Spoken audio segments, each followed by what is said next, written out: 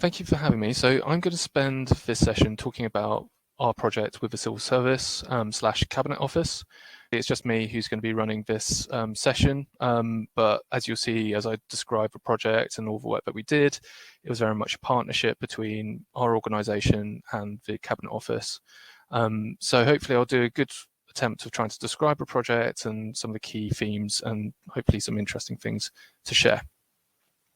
So in terms of what I'm going to cover across this session, I'm going to cover what were the overarching goals, what did the Civil Service or the Cabinet Office want to achieve, what did we actually do to try and address those goals, what was our implementation strategy, some core innovations and kind of what we tried to achieve, and some of the outcomes of the project. So for me, this project was a very, very exciting project. So the Civil Service as a whole provides a suite of assessments and solutions which are used typically at a departmental level. Sometimes slightly different approaches are taken by different teams, but this particular project was around providing a set of assessments and solutions that could be used across the Civil Service. So as a consequence of that, there were some really big goals that were kind of drove kind of this project and what we needed to do. So one of the core goals for them were to revolutionize how they did assessment. So again, as I kind of alluded to previously, recruitment can look very different depending on which department you're working with, and there's a lot of expertise within the Civil Service, so they have lots of experts around assessment and HR, which may want to take slightly different approaches. But this particular project was about providing assessment solutions to be used across the Civil Service. So for them, it was really important to ensure that this was really a step change in how they did recruitment, and also providing tools which civil servants and different departments will feel that this is a valuable toolkit that they can adopt and utilize. And as a consequence, there was kind of 4 core goals. So revolutionize, a very bold statement, but was one of the aspects of what they wanted to achieve. There was a desire to ensure that what we designed was flexible. So as I kind of alluded to again, we wanted something which worked across all of these different departments. And so we wanted a set of solutions which could be flexible to meet those needs of those different departments. We wanted it to ensure that the process was realistic and relevant to the individuals who are completing it. So we designed a multimedia assessment. So one of the core aspects of that is it needs to be realistic. It needs to kind of feel like what it's like at the Civil Service. And we also wanted the solution to be inclusive. So that was really a fundamental goal of the project and what we wanted to achieve throughout. So how do we try and address those goals? So to make sure the assessment was flexible, we had to accommodate basically an assessment which was blended. So the Civil Service have a competency or behaviour framework which they use across the entire Civil Service. And so what we needed to do was to ensure that we could measure all of those 9 core behaviours in a way which was realistic and was able to kind of assess the right things necessary for the role. We also needed to make sure that it kind of reflected what it looked like in the Civil Service. So we had to have representatives across 13 different diversity networks. We had 71 subject matter experts involved. We had to design multimedia tests with a range of actors. So that realism was really, really important. We also need to make it inclusive. So to achieve that, we need to get a huge diverse range of subject matter experts. And as you can imagine, designing a test which is being used across the Civil Service, we had to build a very, very big test. So this included over 513 scenarios, which are basically situational judgment test items. And within that, there was basically 3,078 actual test items within it.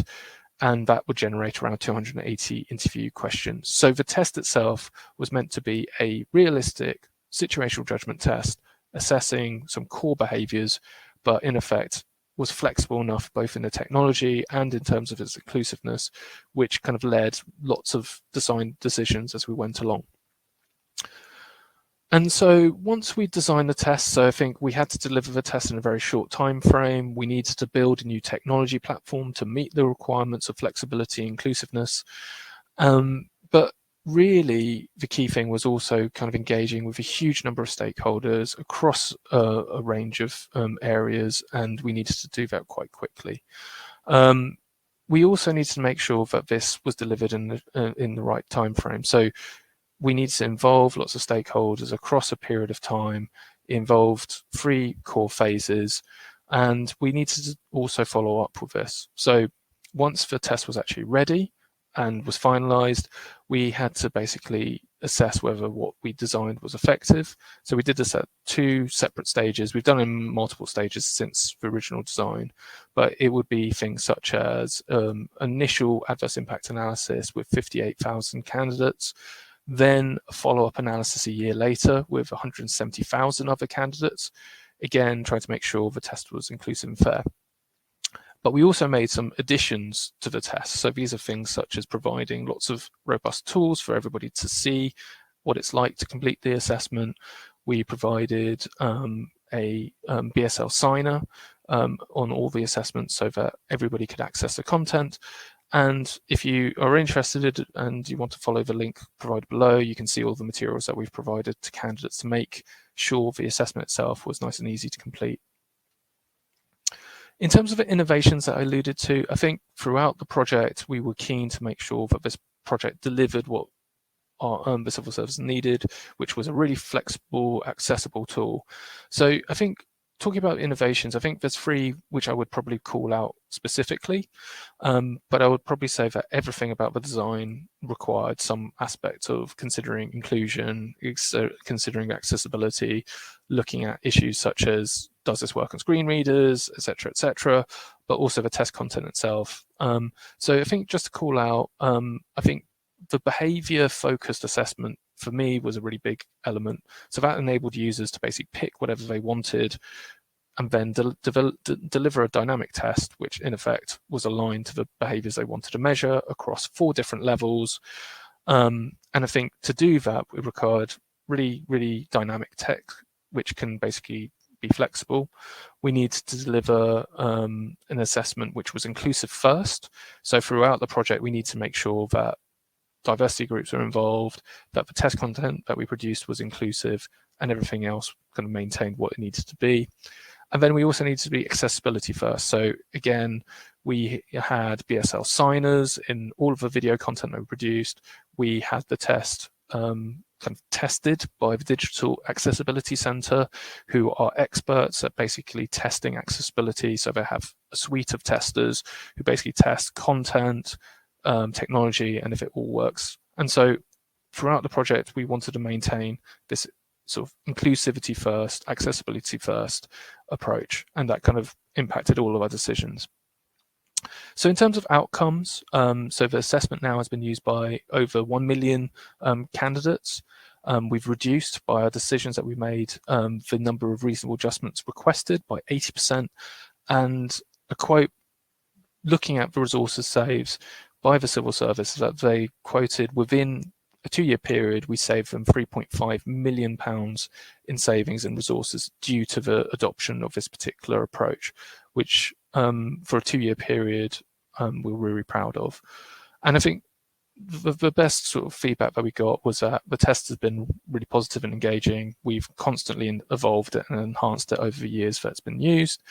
And I think we've built a really great relationship with the Cabinet Office in that time. Thank you for having me, and thank you for listening. Take care.